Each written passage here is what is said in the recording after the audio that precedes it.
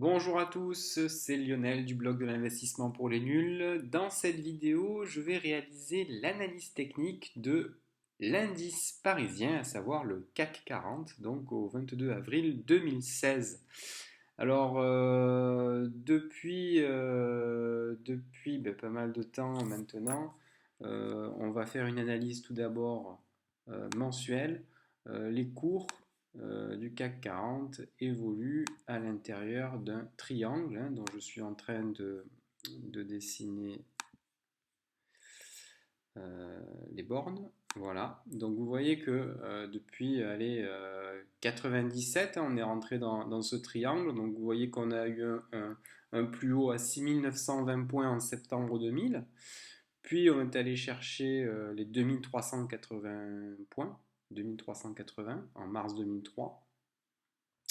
On a remonté à 6220 points en juillet 2007. Et puis vous vous souvenez tous de la crise de 2009. Eh bien, patatras, on est redescendu à 2440 points en 2009 pour atteindre, eh bien, il n'y a pas si longtemps, en mai 2015 et même jusqu'à août 2015, un nouveau plus haut à 5230 points. Et puis donc là, on se situe, on va dire, à l'intérieur de ce triangle. Alors, à savoir maintenant si on va aller rejoindre le support encore plus bas, là, qui se situe aux environs des 2520 points, ou si on va finir par rejoindre encore le haut du triangle pour pourquoi pas le franchir à la hausse. Car je vous rappelle que eh bien, lorsque des cours évoluent comme ça dans un triangle, on ne peut pas savoir si ce triangle va être franchi, on va dire, à la baisse, c'est-à-dire si on va sortir par le bas du triangle ou si on va sortir par le haut du triangle. Néanmoins, donc, on peut constater que les cours donc, évoluent entre la base du triangle et donc cette oblique ici baissière. Ce qu'on peut dessiner donc toujours en unité de temps mensuelle, ce sont des lignes de support. Vous voyez par exemple que ici, là, lors de cette jambe de hausse là, eh bien, les cours étaient au-dessus de cette ligne support, ici, voilà. Et puis vous constatez que lorsqu'elle a été cassée ici en décembre 2007, eh bien, ça a été la débandade, on a été chercher le plus bas du triangle. De la même manière, sur la dernière jambe de hausse, on pourrait tracer une droite support ici, voilà.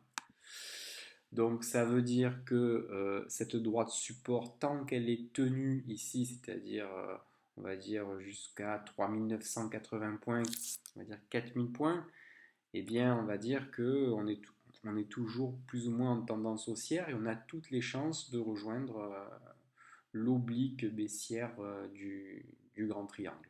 Voilà pour l'analyse en unité de temps mensuelle. Alors je vais quand même, pour cette unité de temps mensuelle, vous montrer un petit peu les indicateurs. Alors moi je travaille toujours avec 4 indicateurs maximum, ça ne sert à rien d'avoir trop d'indicateurs parce qu'après on se brouille l'esprit. Alors premier indicateur, ce sont les volumes. Vous voyez ici que les barres rouges correspondent à des séances de baisse et les barres vertes à des séances de hausse. Donc, comme nous sommes en unité de temps mensuelle, eh bien, que ce soit pour le graphe, chaque bougie de couleur verte représente une hausse et chaque bougie de couleur rouge représente une baisse. Donc si on regarde un petit peu donc, les volumes, on voit ici que les volumes sont en nette baisse là, depuis quelques années. Voilà, on peut même tracer une oblique baissière ici et on voit que les volumes se situent en dessous de cette oblique baissière. Euh, donc ça veut dire qu'on voit quand même qu'on a eu ici un pic, on a eu énormément de volume. Alors ça correspond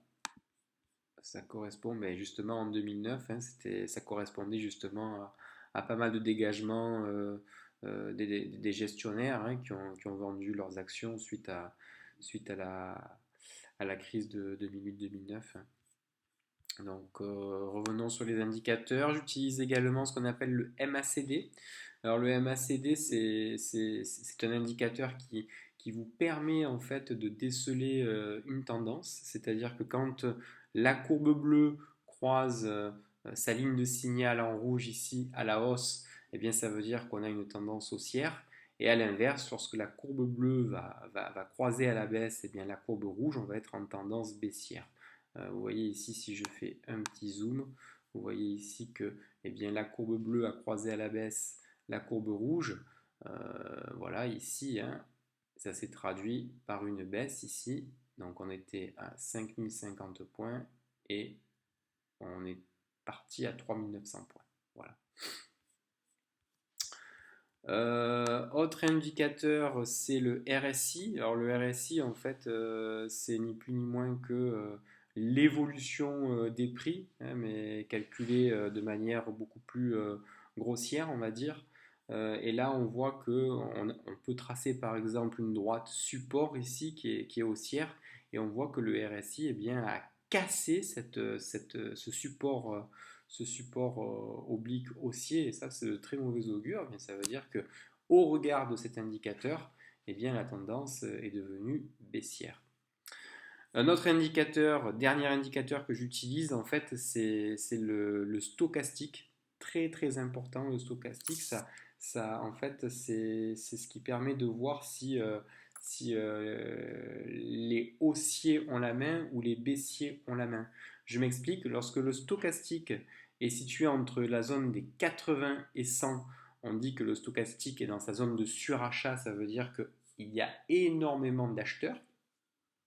Et lorsqu'on est en dessous, entre 0 et 20, eh bien, comme ici, là, par exemple, hein, en décembre 2008, eh bien, ça veut dire que les baissiers sont à la manœuvre, que les vendeurs ont la main, ça veut dire qu'il y a plus de vendeurs que d'acheteurs et que donc les cours sont amenés à chuter. D'ailleurs, on le voit ici, hein, on est entre juillet 2008 et avril 2009, on avait donc le stochastique dans sa zone de survente, et vous remarquez qu'effectivement ça correspond à cette phase de baisse là, donc de 5000, même 6000 points jusqu'à 2550 points. De manière inverse, on est passé au-dessus des 80 dans la zone de surachat en novembre 2012. On était alors à 4000. Alors attendez, on était ici. On était environ à 3400 points. Et on est resté comme ça dans la zone de surachat durant deux ans, hein, jusqu'en, on va dire, allez, ici, juillet 2014. Donc en juillet 2014, on avait progressé, on était à 4250.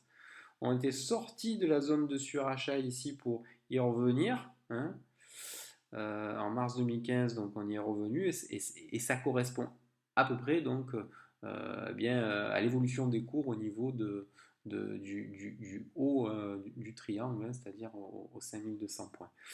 Depuis on va dire mai 2015, on est sorti de la zone de surachat, hein, ce qui veut dire que les haussiers n'ont plus la main depuis cette période-là, et nous évoluons entre 20 et 80. Donc, au regard de cet indicateur, les baissiers ont la main, je dirais. Pourquoi? Parce que outre le fait qu'on n'est ni dans la zone de survente ni dans la zone de surachat, on a la courbe bleue ici qui est en dessous de son signal. Et ça, eh bien, ça veut dire que on a une petite tendance baissière ici de cet indicateur-là. Voilà, donc pour repasser en tendance haussière, donc si je résume un petit peu tout ça, il faudrait eh bien que sur le RSI, on refranchisse cette oblique haussière à la hausse, hein. Tant qu'on évoluera en dessous de cette oblique haussière, eh bien, on restera en tendance baissière, hein, au regard de cet indicateur-là. Et pareil pour le MACD, hein, donc voilà. Donc on voit quand même qu'on a pas mal d'indicateurs qui se contredisent, hein. C'est-à-dire que si on revient sur le graphique, on est toujours au-dessus de ce support-là. Et donc, bon, tant qu'on est au-dessus, on peut rester optimiste. Par contre, si on vient à casser à la baisse les 4000 points, Ça veut dire qu'on pourrait le revoir quand même à moyen terme, bien évidemment, hein, puisqu'on est sur une unité de temps mensuelle, les 2500 points. Maintenant, si je passe en unité de temps hebdomadaire, voilà, donc on fait un petit zoom. Donc on est toujours à l'intérieur de notre triangle. On voit quand même que depuis bien de 2 mois, on a eu deux séances de hausse, donc c'est assez encourageant, hein, vu la chute qu'on avait observée bien depuis juillet 2015 et depuis novembre 2015, hein. On va dire que depuis la fin de l'année 2015 jusqu'au 8 février 2016, hein, on a perdu, donc on est passé de 5000 points à 3800 points. Et donc là, en fait, on est en train de retracer un petit peu le mouvement de baisse, hein. On rebondit un petit peu depuis le début de l'année. Et puis donc on est aujourd'hui à 4569 points. Donc cette semaine, on a été au-delà des 4600 points, mais malheureusement on ne les a pas tenus. Et donc aujourd'hui, nous sommes à 4569 points. Alors, ce que j'utilise à partir de l'unité de temps hebdomadaire comme indicateur supplémentaire sur mon graphique, là, ici, j'utilise la moyenne mobile à 20 séances qui est très, très, très, très importante pour savoir si l'indice est dans une tendance ou pas. Donc, on va la mettre en mauve. Moi, je la mets souvent en mauve. Voilà. On va la mettre en caractère gras pour bien la voir. Et on va la mettre en trait continu. Voilà, j'utilise donc la moyenne mobile à 20 séances. J'utilise également la moyenne mobile à 50 séances. Voilà, donc celle-là, je vais la mettre en orange pour qu'on y voit bien. En caractère gras également. Et enfin, j'utilise également la moyenne mobile à 7 séances, qui est aussi importante. Alors, la moyenne mobile à 7 séances, elle est importante dans la mesure où on la compare à la moyenne mobile à 20 séances. Alors, on va la mettre en bleu. Également en caractère gras et en trait continu. Voilà. Donc, en fait, je vous explique un petit peu. Donc, si on prend la moyenne mobile, vous voyez ici que donc on a rebondi là en mai 2012 donc sur l'oblique haussière que j'ai tracé tout à l'heure. Et on voit que les cours évoluent au-dessus de la courbe rouge, hein, qui est la moyenne mobile à 20 séances. Et lorsque des cours évoluent au-dessus d'une moyenne mobile à 20 séances qui elle-même est croissante, eh bien on dit qu'on est en tendance haussière. Donc vous voyez que là, les cours, à chaque fois qu'on va donc approcher la moyenne mobile à 20 séances, eh bien, on va tout de suite rebondir dessus. C'est-à-dire que lorsque les cours sont au-dessus de cette moyenne mobile et qu'elle-même est croissante, eh bien, elle joue un rôle de support, cette moyenne mobile, et donc les cours ont tendance à rebondir. Regardez ici, là, en juin 2013, on a failli la casser à la baisse, et puis tout de suite derrière, en 3 séances, on a rebondi dessus. On a rebondi ici au point près, regardez ça, le 2 septembre 2013 à 3928 points, pour continuer encore à croître. Et je vous parlais donc de cette moyenne mobile à 7 séances, vous voyez, qui, elle, pareil, hein, elle va s'approcher à chaque fois de la moyenne mobile à 20 séances. Et tant que la moyenne mobile à 7 séances est au-dessus de la moyenne mobile à 20 séances, là aussi, on est dans une tendance haussière, hein, et ça traduit d'ailleurs la force de la tendance haussière en cours. À partir du moment où, comme ici, vous voyez le 21 juillet 2014, que la moyenne mobile à cette séance commence à croiser à la baisse la moyenne mobile à 20 séances, ça veut dire que là, la hausse est terminée et qu'on a une consolidation. Et donc, vous voyez que par la suite, la moyenne mobile à cette séance donc, croise à la baisse la moyenne mobile à 20 séances et la moyenne mobile à 20 séances s'arrête de croître pour finalement commencer à baisser. Donc là, on est vraiment dans une phase de consolidation. D'ailleurs, on pourrait tracer ici une oblique baissière résistante, qui traduit donc que les cours ne peuvent pas en fait passer cette droite qui est devenue une résistance. Et la tendance haussière ne reprend que lorsqu'on arrive à casser justement cette oblique baissière, ce qui a été le cas donc en janvier 2015.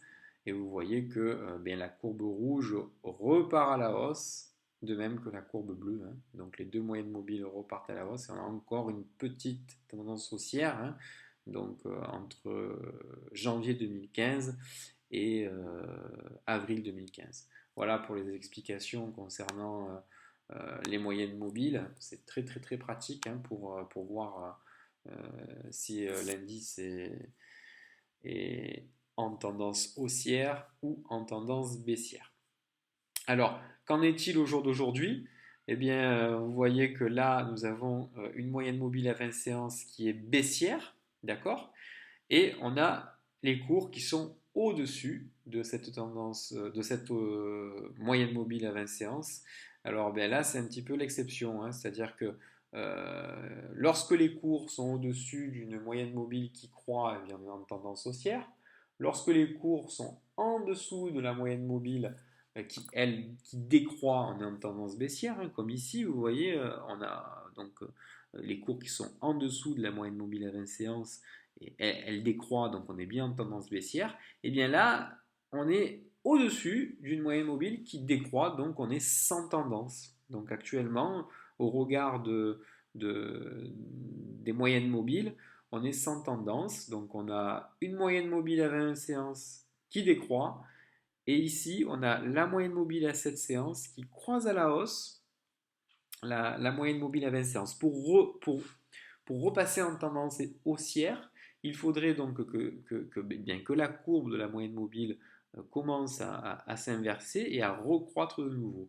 Donc là, on voit que elle est toujours en train de baisser, mais qu'elle est en train de se redresser petit à petit. Donc, pour qu'elle se redresse, il faudrait que d'ici 2 ou 3 mois, eh bien, on soit encore au-dessus de cette moyenne mobile pour qu'elle elle repasse croissante. Voilà. Donc on est toujours dans une évolution du CAC qui est sans tendance pour le moment.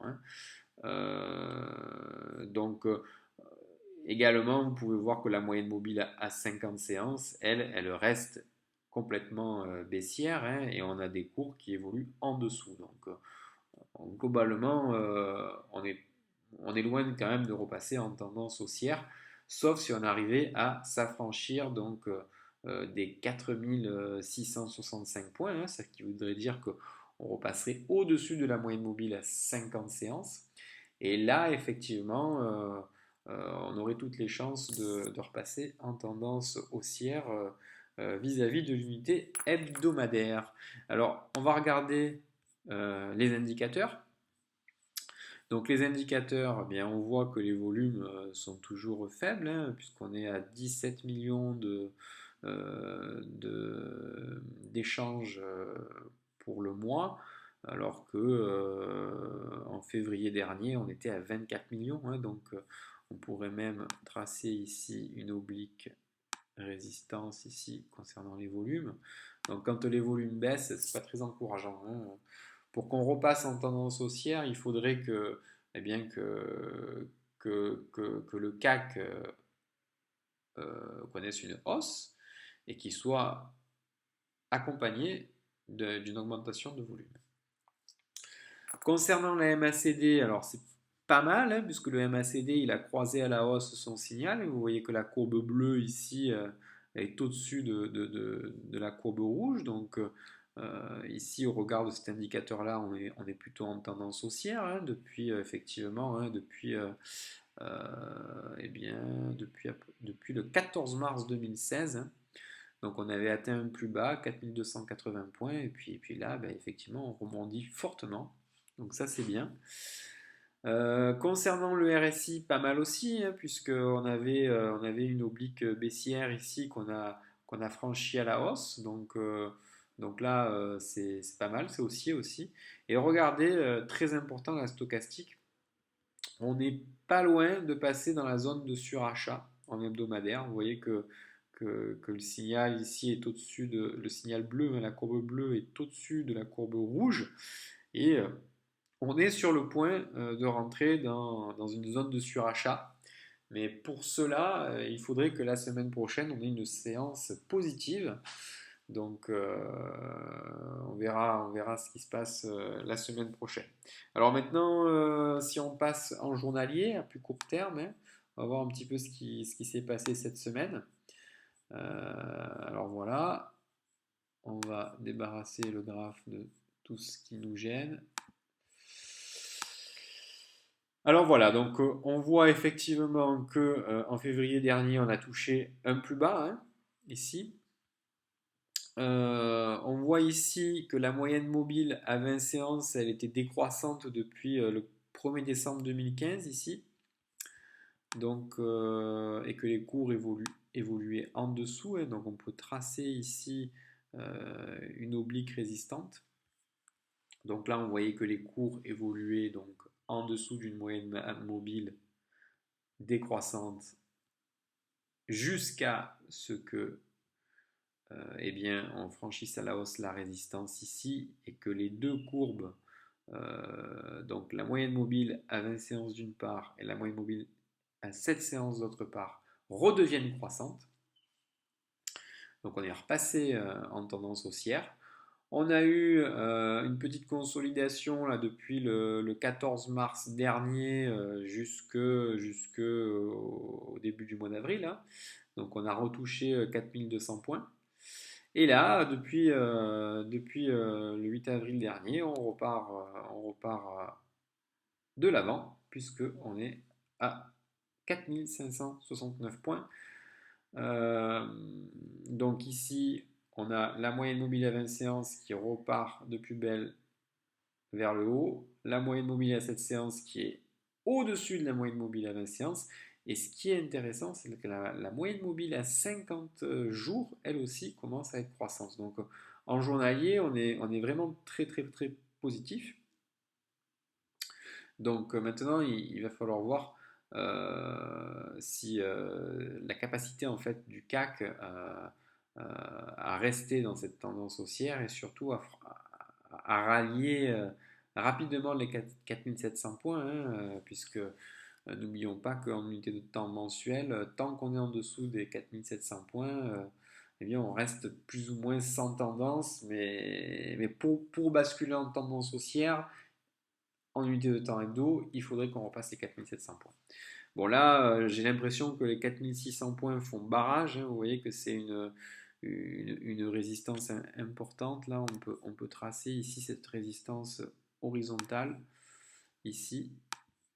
Voilà, vous voyez que ici, voilà, on a du mal à repasser là depuis le 4 janvier 2016. Vous voyez on a même eu un gap hein, ici, là, c'est-à-dire qu'on a terminé l'année 2015 au 31 décembre 2015 à 4640 points et on a attaqué l'année 2016, le 4 janvier, là, on a attaqué l'année à 4576 points. C'est-à-dire qu'il n'y a pas eu de cotation entre la fin de la séance, la dernière séance de 2015 et le début de l'année 2016. Donc, tant que cette zone-là, en fait, ne sera pas franchie à la hausse, c'est une grosse résistance, hein, eh bien,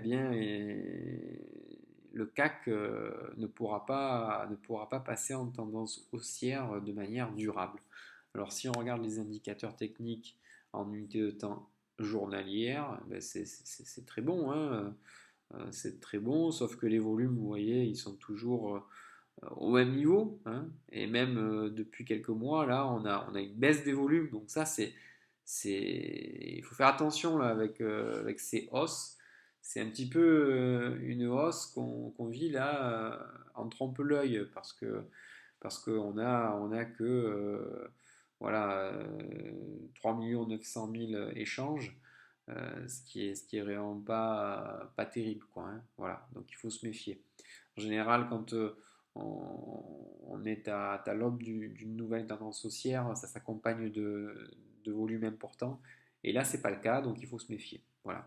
Pour le MACD, ben c'est bien. C'est bien, on a le MACD qui est au-dessus de sa ligne de signal.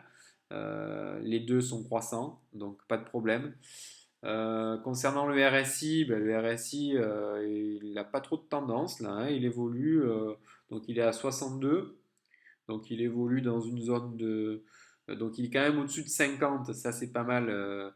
Effectivement, quand le RSI est au-dessus de 50, ça veut dire que les haussiers ont la main. Donc tant qu'il reste au-dessus de 50, c'est bien.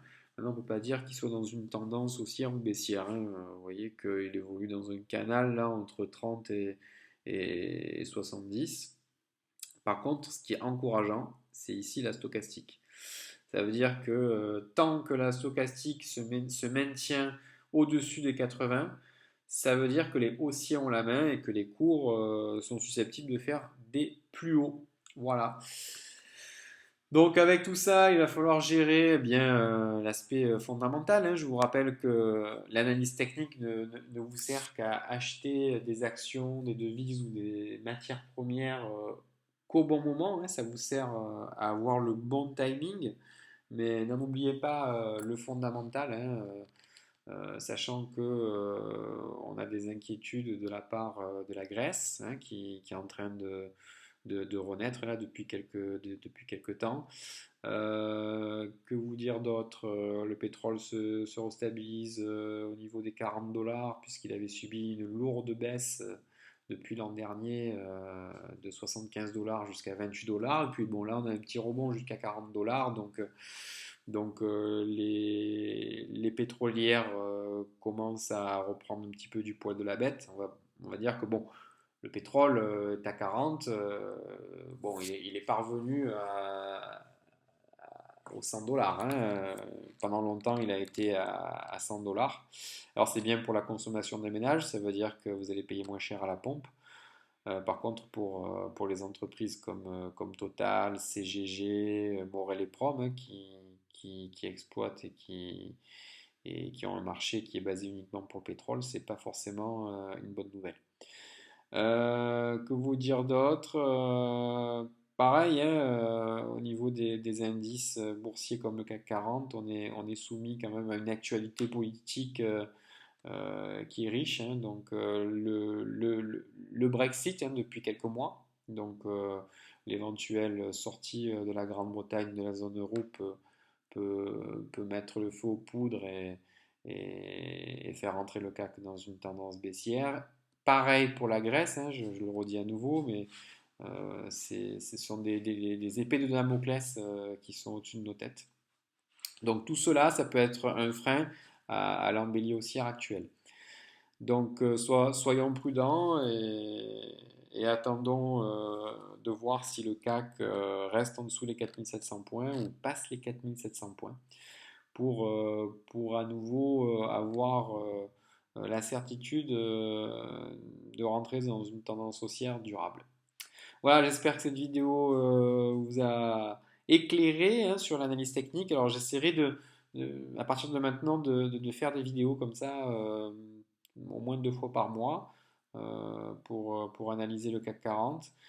Parce que c'est bien si vous achetez des actions françaises de voir comment évolue le CAC 40. Parce qu'une action, elle va toujours se comporter euh, presque de la même manière que le CAC 40. Ayez toujours une vision de l'évolution du CAC. Voilà. Merci à vous et puis à très très bientôt sur le blog de l'investissement pour les nuls. Au revoir.